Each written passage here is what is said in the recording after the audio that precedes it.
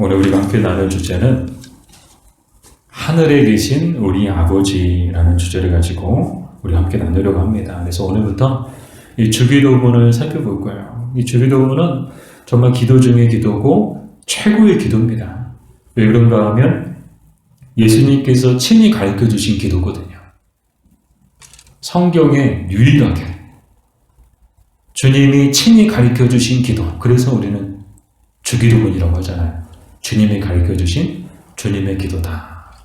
그래서 기도 중에 최고의 기도는 이 주기도문이에요. 그래서 우리는 형식적으로 뭔가 이제 모임의 마지막, 예배의 마지막을 끝내는 그런 상징적인 것으로만 형식적으로 고백할 때가 참 많이 있었는데, 올해 또 연말에 이 마지막 시간을 통해서 이 주기도문이 담고 있는 의미를 다시 한번 우리가 깊이 깨닫고, 그럼을 통해서 정말 하나님이 원하시는 그런 기도를 우리가 하나님 앞에 올려드렸으면 좋겠습니다. 120문 볼까요? 120문에 보니까 그리스도께서는 왜 우리에게 하나님을 아버지라고 부르도록 명령하셨습니까? 답부분을 우리가 같이 읽어볼게요. 우리가 기도드리기 시작할 때부터 즉각적으로 우리의 기도의 근거인 하나님을 어린아이처럼 경외하고 하나님께 대한 확신을 불러일으키기 위한 것입니다. 하나님께서는 그리스도 안에서 우리의 아버지가 되십니다. 우리의 부모가 세상의 것을 제공하기를 거절하지 않는 것처럼 하나님은 우리가 진정한 믿음 안에서 하나님께 구한 것을 부정하지 않으십니다. 아멘. 우리 마태복음 6장 9절 말씀이죠. 우리 마태복음 6장 9절을 같이 읽어볼게요. 너희는 이렇게 기도하라. 하늘에 계신 우리 아버지여, 이름이 거룩히 여김을 받으시오며. 아멘. 이 하나님을 일컬어 뭐라고 고백하고 있어요? 이 주님이 우리에게 뭐라고 명령하고 계시죠? 하늘에 계신 우리 아버지라고 불러라. 이것은 가히 혁명적인 거야. 하나님을 아버지라고 부르래요. 근데 이거는 도저히 상상할 수 없었던 일이에요. 유대인들에게는 상상 불가하고 절대 그렇게 말해서도 안 돼요. 그렇게 말했다가는 정말 큰일 나거든요. 근데 유대인들은 이 하나님과 사람의 관계를 어떻게 생각했는가 하면 창조주와 피조물의 관계로 생각했어요. 그래서 하나님은 창조주고 우리는 피조물이다. 또한 하나님과 사람의 관계를 토기장이와 이 진흙의 관계로 그렇게 이해했어요. 하나님은 토기장이고 우리는 진흙이다. 또한 이 하나님과 사람의 그 관계를 하나님은 주권자이시고 우리는 복종자다. 그래서 도저히 이게 같이 가까워지려 가까워질 수 있는 그런 관계도 아니고, 그래서 도저히 이 사람이 하나님에 대해서 그 이름을 부르는 것조차도 불경한 것처럼 그렇게 여겨졌어요. 그래서 이 구약 시대 유대인들의 모습을 보면 하나님을 직접 부르지 않습니다. 하나님의 이름을 직접 부르지 않아요. 하늘에 계시고 우주 만물을 주관하시고, 우리는 하나님 부르잖아요. 기도할 때마다 하나님, 우리 삶 속에서 하나님, 계속 하나님 부르고 아버지 부르고. 근데 유대인들한테는 도저히 상상할 수 없는 일이에요. 그래서 우리가 이제 하나님을 아버지로 부른다는 것은 가히 혁명적인 것이다. 정말 놀라운 일이다. 아니, 피조물인 인간이 어떻게 창조주이신 하나님을 아버지라고 부를 수 있느냐. 진흙에 불과한 인간이 어떻게 토기장이신 하나님을 어떻게 그 아버지라고 부를 수 있느냐. 그러나 우리는 이 하나님을 아버지로 부를 수 있다는 거예요. 우리에게는 그런 자격이 있다는 거예요. 그 내용이 요한복음 1장 12절. 우리 요한복음 1장 12절 같이 읽어볼게요. 영접하는 자, 곧 그 이름을 믿는 자들에게는 하나님의 자녀가 되는 권세를 주셨으니. 아멘. 어떤 사람에게 하나님의 자녀가 되는 권세를 주셨다고요? 그 이름을 믿는 자들에게는. 그 이름은 바로 예수 그리스도의 귀하신 이름인 줄 믿습니다. 즉 예수님을 믿는 자들에게는 하나님의 자녀가 되는 권세를 주셨다는 거예요. 그래서 예수님을 믿는 자들은 하나님을 아버지라고 부를 수 있다는 거예요. 하나님을 아버지로 부를 수 있는 자격을 주신 거예요. 정말 아무나 하나님을 아버지로 부를 수 있는 것이 아니고 오직 믿음 안에서 하나님의 자녀가 된 자들만 하나님을 아버지라고 부를 수 있는 줄 믿습니다. 저도 이제 아이들이 있거든요.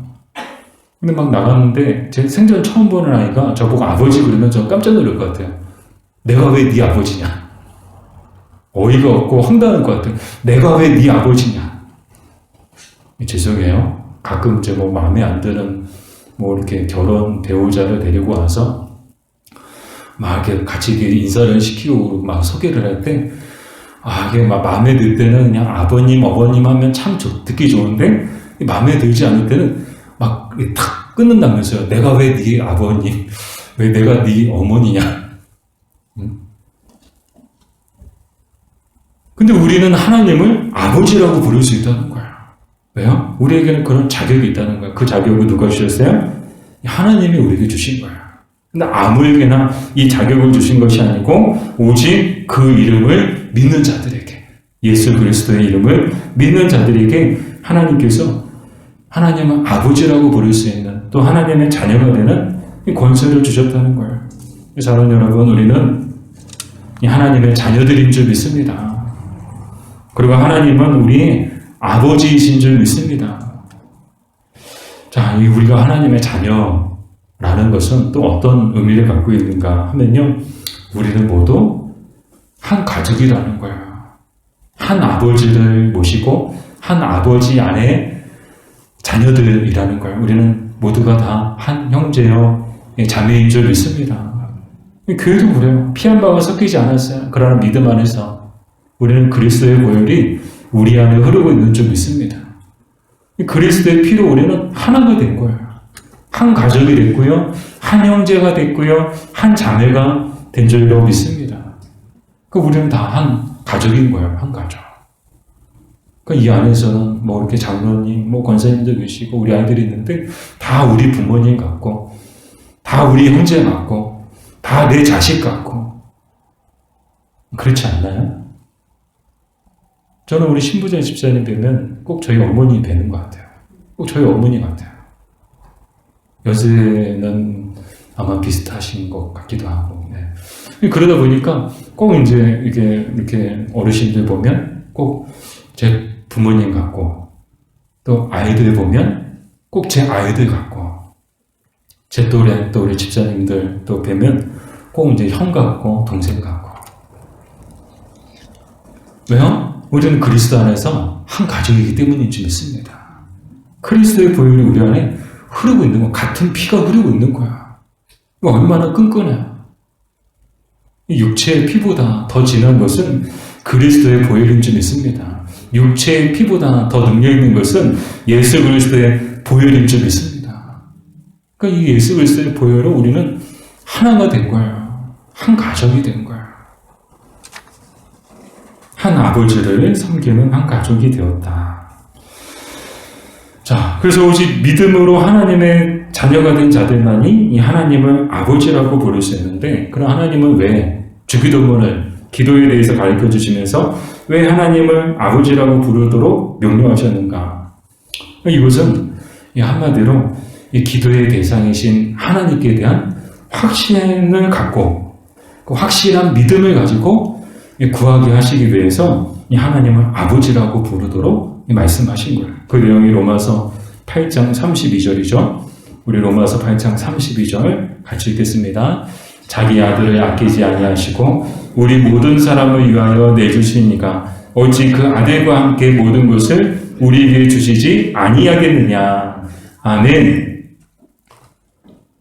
이 확신을 가지고 기도할 것을 가르쳐 주시는데, 그 첫 번째가 뭐예요? 하나님은 우리 아버지다. 하나님은 너희의 아버지다. 그러니까 아버지, 자녀가 아버지에게 구하듯이 그렇게 하나님 앞에 기도하라는 거야. 이 자녀들은 당당해요. 제가 계속 말씀드렸잖아요. 저희 집 막내가 맨날 물어봐요. 오늘 저녁 뭐예요? 내일 저녁은 뭐예요? 이제는 막 교회에서 물어봐요. 교회에서 점심 뭐 나와요? 그러면 그것까지 물어요. 교회 가기 전에 토요일에 꼭 물어봐요. 아빠, 내일 교회에서 뭐 나와? 교회 점심이 뭐예요? 막 그럼 물어봐요. 당당해요. 밥 안 주면은요, 난리 나요. 배고픈데 밥 안 줬다고요? 막 난리 나요. 당당하게 이러고요. 배고프다고. 밥 달라고 막. 이거 어릴 때는 얼마나 더 그래. 애기들 보세요. 막 이게. 울잖아요. 그냥 울어요. 그냥. 배고프다고 울고. 자기 마음이 안 찬다고 막 울고. 당당해요. 당당해. 그 우는 아이 앞에서는 장사가 없어요. 그 요구를 들어줘야 돼요. 그래야 그 울음이 끝이거든요. 자녀들 보세요. 얼마나 부모님 앞에서 당당한가. 자, 이 기도를 통해서 알려주시는 게 뭐예요? 이 기도할 때 이런 확신을 가지고 자녀가 아버지에게 구하듯이 그렇게 확신을 가지고 하나님 앞에 구하라는 거예요. 그것을 우리에게 가르쳐주고 있죠. 의심하지 말고 염려하지 말고 믿음으로 구해야 하는 줄 믿습니다. 또한 믿음 안에서 구하는 것은 반드시 받은 줄로 믿습니다. 아, 기도할 때 이거 들어주실까 안 들어주실까? 그러니까 믿음 안에서 구하는 것은 받은 줄로 믿고 구하는 거예요. 의심하지 않는 거예요. 염려하지 않는 거예요. 걱정하지 않는 거예요. 그러니까 우리가 어떤 믿음을 가지고 구하느냐에 따라서 하나님은 그 믿음의 크기대로 그 믿음의 분량대로 역사하세요. 그러니까 우리가 그만한 믿음을 가지고 응답받을 만한 믿음을 가지고 구할 때 우리가 구하는 것을 반드시 받게 될 줄로 믿습니다. 우리 모든 기도가 응답받는 기도가 될 줄로 믿습니다. 한편으로 생각해 볼 필요가 있는 거예요. 왜 응답을 못 받을까? 한편으로 기도는 하지만 또 한편으로는 이거 들어주실까? 안 들어주실까? 그리고 의심하고 염려하면서 기도하면 하나님은 그만큼 일하시는 거예요. 이 바라기는 정말 믿음의 확신을 가지고 하나님 앞에 구하고 또 구한 것은 받은 줄로 믿는 여러분 되기를 주님의 이름으로 축복합니다. 121번 하늘에 계신이라는 문구가 왜 추가되었습니까? 우리 답 부분을 같이 읽어볼게요. 하나님께 대해 하늘의 위엄의 개념을 땅의 것으로 형성하지 않게 하기 위한 것이며 그래서 우리는 하나님의 전능하신 능력으로부터 우리의 영혼과 몸에 필요한 모든 것을 위해 기대합니다. 아멘. 자, 그러면서 하늘에 계신 아버지, 그 왜 하늘에 계신이라는 문구가 추가되었을까? 그 이유는요, 첫 번째 이유는 이 하늘이란 하나님의 영광의 보좌가 있는 곳이기 때문이에요. 그 내용이 시편 103편 19절이죠. 우리 같이 읽어볼까요? 여호와께서 그의 보좌를 하늘에 세우시고 그의 왕권으로 만유를 다스리시도다. 아멘. 그의 보좌가 어디에 있다고요? 하늘에 있다고요. 하나님의 보좌가 하늘에 있다는 거예요. 그럼 하나님은 하늘에만 계시는가? 그렇지 않죠. 이 하나님은 무소부지하신 하나님이세요. 여기도 계시고 저기도 계시고 저 멀리도 계세요. 하나님은 모든 곳에 계세요. 다만 상징적으로 하나님의 보좌는 어디에 있느냐? 하늘에 있다는 거예요. 이 하늘이라는 문구가 추가된 또 하나의 이유는 우리로 하여금 하나님은 우리의 창조주이시고 우리의 주권자이시고 또 전능자이심을 잊지 않게 하기 위해서 이 하늘에 계신이라는 문구가 추가된 거예요. 그러니까 우리는 이제 이 하나님에 대해서 때로는 함부로 대할 때도 있고요. 또 때로는 우리가 무리하게 대할 때도 있다는 거예요. 우리 자녀들 보세요. 막 좋게 해주고 오냐오냐 해주면요. 죄송합니다. 버릇이 없어요. 애들이요. 부모에 대해서 버릇이 없어져요. 그래서 가정에서도 분명히 자녀들에 대해서 다 좋은 것처럼 그냥 모든 게 다 오냐 그래 알았어 그래 그게 능사는 아니에요. 자녀들이 부모에 대해서 무리하게 하고 함부로 대하고 그런 것들은 반드시 우리가 가르쳐줘야 되는 거예요. 이 신앙 안에서도 마찬가지죠. 우리가 하나님은 아버지라고 부르는데 그 아버지라고 부를 때 이 하나님에 대해서 우리는 때로 무리하게 하나님을 대할 수 있고 그래서 하나님의 영광을 가려울 때도 있다는 거예요. 하나님은 우리가 그렇게 함부로 대할 그런 분이 아니다라는 거예요. 왜요? 하늘에 계신 하나님이시거든요. 즉 우리의 창조주이시고 주권자이시기 때문에 우리는 그 하나님을 경외함으로 대해야 된다는 거예요. 그 경외함으로 하나님을 바라봐야 된다는 거예요. 자, 그 내용이 창세기 18장 27절이죠. 우리 같이 읽어볼까요? 아브라함이 대답하여 이르되 나는 티끌이나 재와 같사오나 감히 주께 아뢰나이다. 아멘. 이 아브라함의 고백이에요. 자기를 뭐라고 고백하죠? 나는 티끌이나 재와 같다. 아무런 존재도 정말 하찮은 존재임을 고백하고 있죠. 이 하찮은 존재가 감히 하나님께 아뢰나이다. 정말 아브라함은 믿음의 사람이에요. 누구보다도 하나님과 가까웠지만 누구보다도 하나님을 경외했던 사람이었어요. 그러니까 가까울수록 더 조심해야 되는 거예요. 가까울수록 더 삼가 조심해야 되는 거예요. 예전에 어느 분이 공개 석상에서 이런 말을 하셨어요. 하나님 까불면 나한테 죽어. 망언을 하셨죠. 아무리 하나님과 가까워도 그런 말은 하면 안 되는 거예요. 그건 무리한 거고요. 그건 하나님에 대해서 이게 정말 함부로 대하는 것하고 똑같은 거예요. 근데 우리도 그럴 수 있다는 거예요. 사랑하는 여러분, 하나님은 우리의 창조주이시고 주권자이신 줄 믿습니다. 늘 이것을 잊지 말아야 돼요. 하나님은 어디에 계시다고요? 하늘에 계시다는 거예요. 하나님은 내 밑에 계신 분이 아니에요. 여러분 착각하지 마세요. 하나님은 우리 밑에, 우리 발 밑에 계신 분이 아니에요. 하나님은 우리 위에, 우리가 도저히 범접할 수 없는 하늘에 계신 하나님이신 줄 믿습니다. 그 하나님은 지금도 때로는 정말 가깝게 우리 아버지처럼, 때로는 우리 친구처럼 가까이 계셔서 정말 친구 같기도 하고 우리 아버지 같기도 하지만 그 하나님은 우리가 상상하는 것보다 더 위대하시고 더 놀라우시고 더 높으신 하나님이신 줄 믿습니다. 감히 번쩍할 수 없는 하나님이신 거예요. 아브라함이 감히 주께 아뢰나이다. 이런 믿음의 겸손함이 여러분, 저와 여러분에게도 있기를 주님의 이름으로 축복합니다.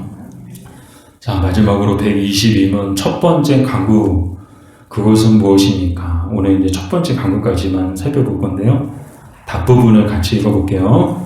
이름이 거룩히 여김을 받으시오면은 우리로 하여금 가장 먼저 하나님을 바르게 하는 것을 허락하시고 주님의 모든 사역에서 분명하게 나타난 주의 능력과 지혜, 선하심, 정의, 그리고 공의와 진리 안에서 주님을 거룩하게 하고 영화롭게 하며 찬양하는 것을 허락해 주시기를 기도하는 것입니다. 더 나아가서 우리의 전체적인 삶과 생각과 말들과 행동들을 지도하셔서 하나님의 이름이 우리로 인하여 더럽혀지지 않고 오직 존경과 찬양만 받으실 수 있도록 해달라는 것입니다. 아멘. 자, 첫 번째 강구가 뭐예요? 이름이 거룩히 여김을 받으시오며, 이 이름은 하나님의 거룩하신 이름을 말하죠. 그 이름이 거룩히 여김을 받으시오며, 이것이 뜻하는 것은 첫 번째로는 무엇을 뜻하는가 하면 우리로 하여금 하나님을 바르게 아는 것을 허락해 달라는 이 기도인 거예요. 첫 번째 뭐라고요? 하나님을 바르게 알도록 허락해 주세요. 저는 이 허락이라는 표현이 와닿더라고요. 하나님을 바르게 알고 싶은데 허락해 달라는 거예요. 바꿔 말씀을 드리면 하나님이 허락해 주지 않으시면 우리는 하나님을 바르게 알 수 없고, 하나님이 허락해 주지 않으시면 우리는 하나님을 바르게 볼 수 없다는 거예요. 사랑하는 여러분, 우리 얼마나 복된 사람들이에요. 우리 하나님을 바르게 알고 또 바르게 봄을 통해서 우리는 믿음을 갖게 된 줄로 믿습니다. 하나님의 허락해 주심을 통해서 우리도 하나님의 자녀가 된 줄로 믿습니다. 다 하나님 자녀 되고 싶어요 한다고 해서 다 하나님의 자녀가 되는 게 아니에요.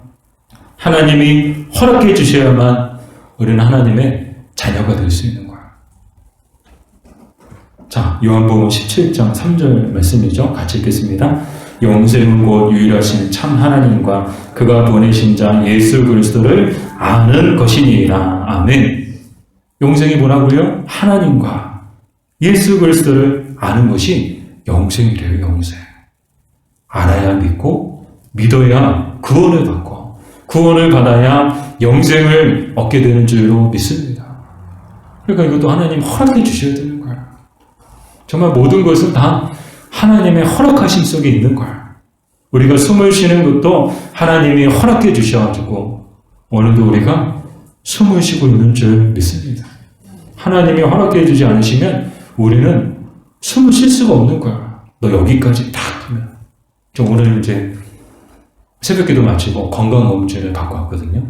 사실 이제 월요일에 받으려고 했는데 제가 막 꾸물꾸물 하다 보니까 월요일에 못 맞춰가지고 막 어제 전화했더니 이제 한 달 연말까지 꽉 찼다는 거야. 그래서 근데 다행히도 이번 주 수요일 내일 당장 내일이잖아요. 오늘이잖아요. 그래서 오늘은 비었다는 거예요. 그래서 알았다고 그러면 오늘 하겠다고 그래서 새벽기도 끝나자마자 갔거든요.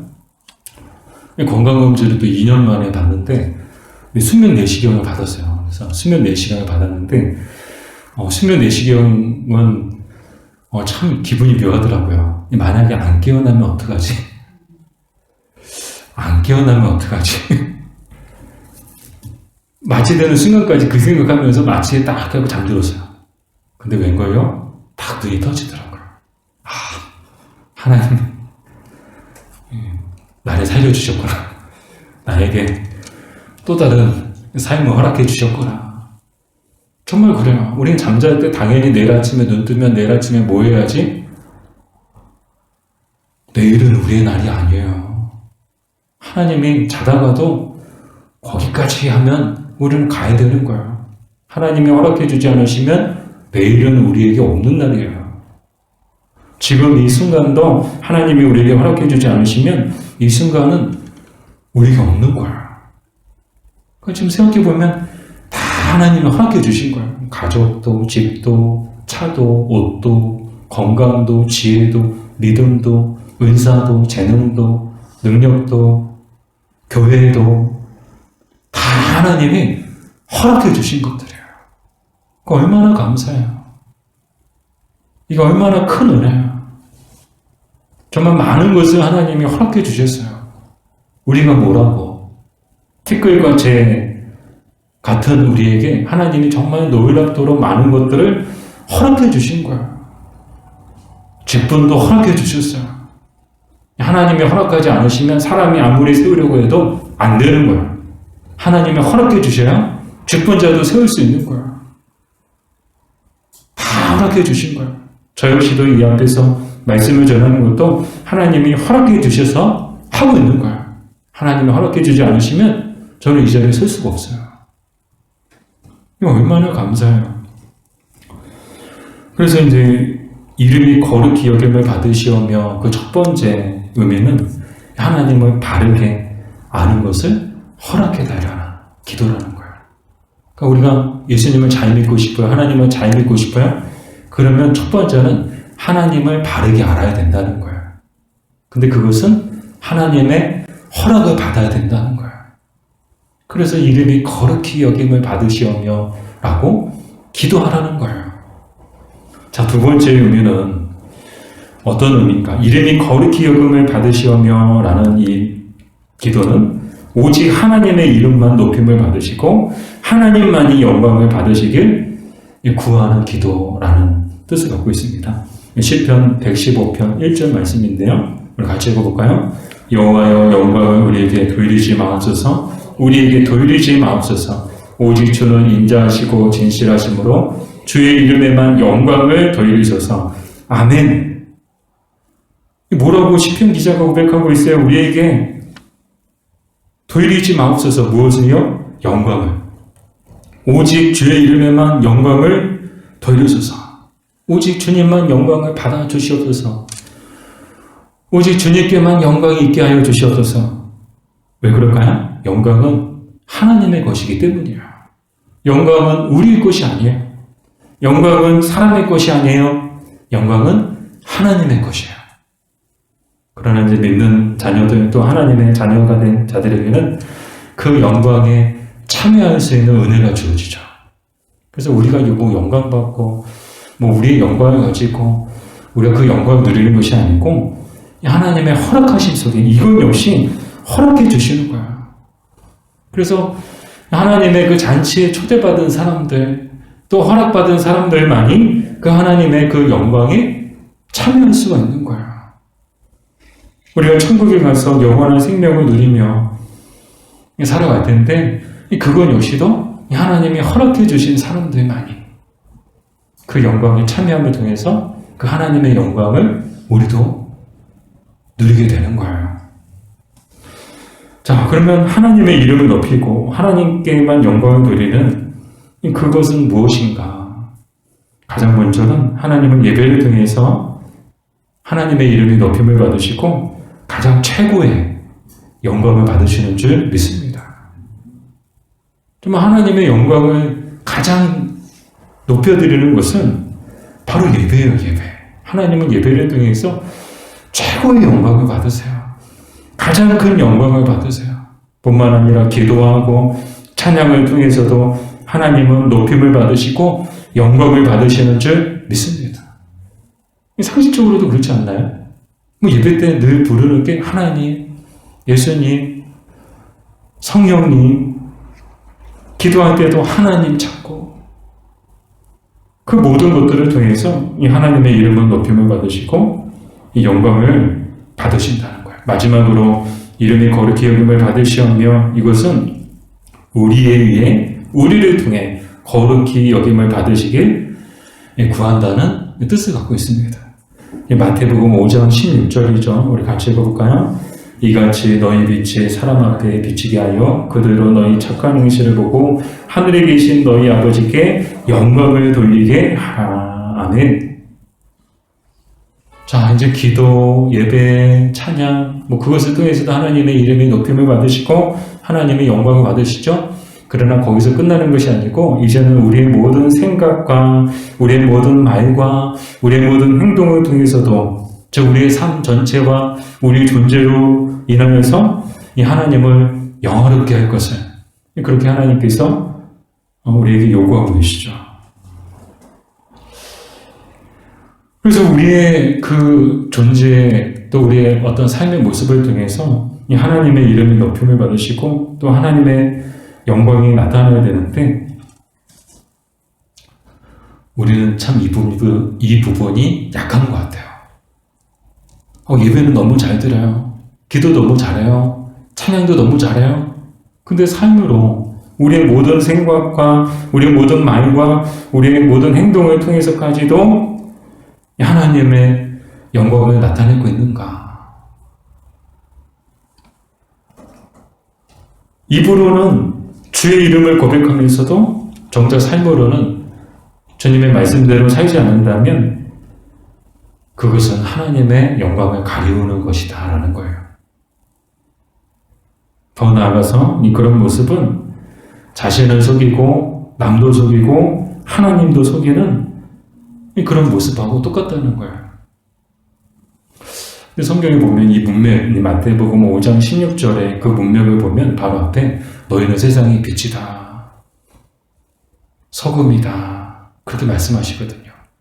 그러면서 하신 말씀이 너희 빛이 사람 앞에 비치게 하여 그들도 너희 착한 행실을 보고 하늘에 계신 너희 아버지께 영광을 돌리게 하라.